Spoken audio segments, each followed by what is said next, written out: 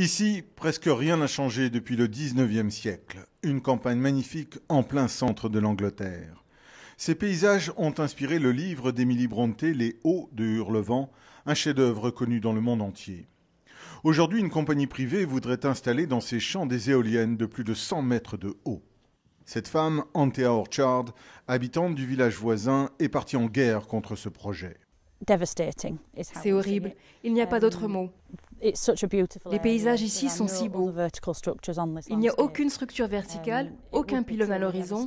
Ce serait vraiment terrible. Il n'y a pas de place pour ça ici. Sur la route, pour venir dans la région des Sœurs Brontë, à plusieurs reprises, on a aperçu au loin les éoliennes. Celles-ci font seulement 50 mètres de haut et elles sont déjà énormes. Anthea est fière de poser devant les panneaux de protestation qu'elle vient d'installer. Des panneaux que l'on retrouve devant chaque maison. Tous les habitants sont mobilisés contre l'installation de ces éoliennes. On n'en veut pas du tout. Elles seront si grandes. C'est hors de question. Au 19e siècle, les Sœurs Brontë vivaient dans cette maison, aujourd'hui transformée en musée. 75 000 visiteurs viennent ici chaque année.